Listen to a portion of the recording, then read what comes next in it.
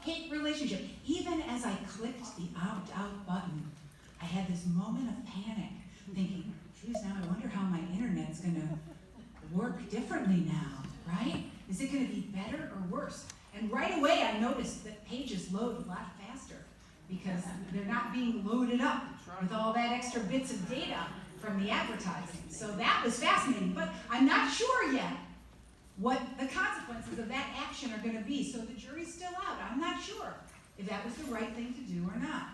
But one thing I know for certain is if we're going to try to figure out how to teach students about personalization, remember, they're growing up in this world. They take that for granted. The world has always been personalized for them, right? They don't remember when personalization meant going to the library, right? And having a librarian help you pick out books you were interested in, right?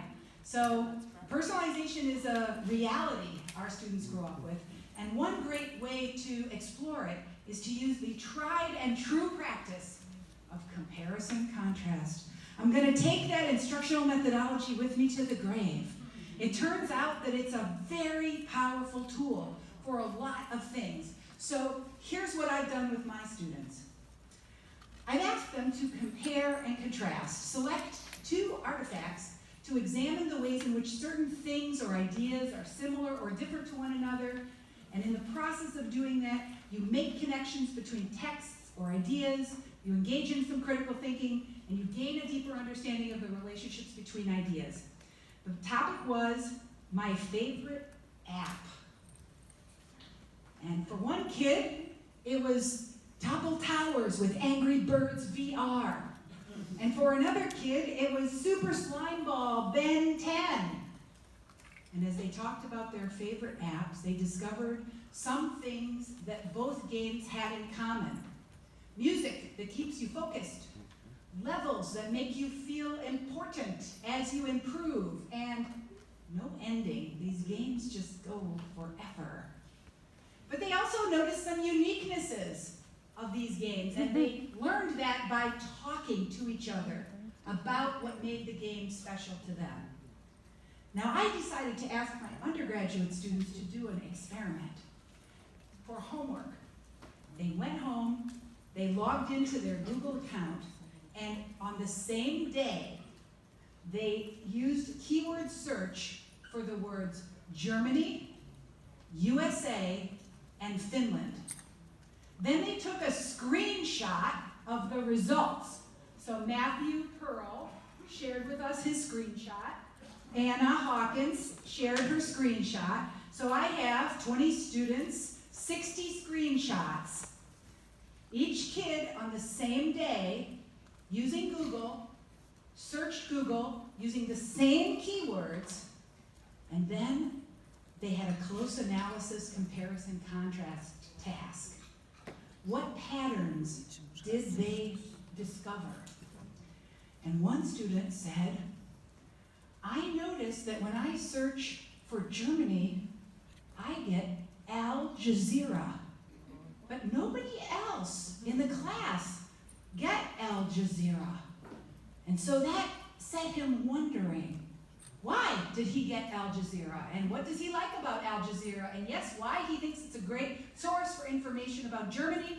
He's a Turkish migrant, family back in Turkey.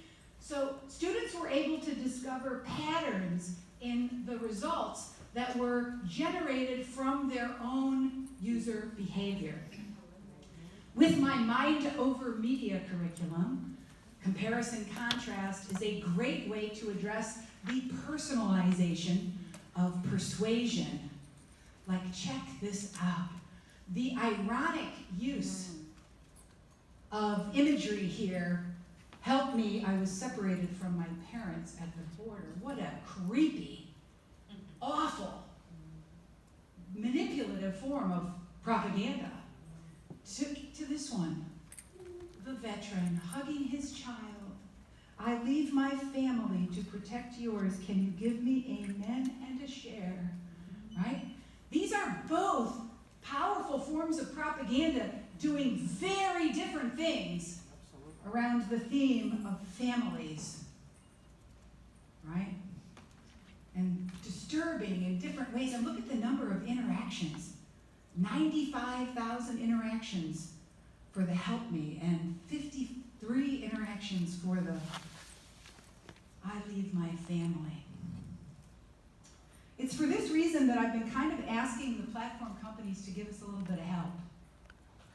Last year, Facebook made $55 billion on digital advertising.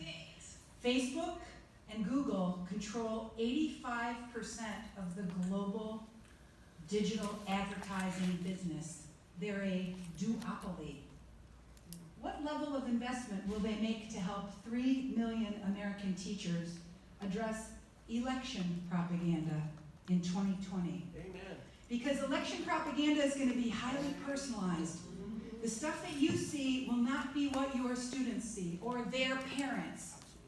And so how do we teach in this highly personalized environment about the ways in which we're learning, about making important decisions, about who to vote for? So that brings me to my third P, power. So we've learned that we can interrogate pleasure through defamiliarization. We can use the power of comparison contrast to interrogate the highly personalized environments that we experience online. And now we have to talk about power. So I went to the Facebook ad library, which has all of the political ads that are currently running on Facebook. Whether I see them or not, Facebook, under pressure from Congress, made a little transparency, and now you can go search and find the ads that are currently running on Facebook as political advertising, and I found this one. The NRA is paying Facebook to post this post. It says, "Don't buy into fake news, like NRA on Facebook." Okay? So, I wondered, why does the National Rifle Association buy Facebook ads warning people about fake news? So that's your final turn and talk.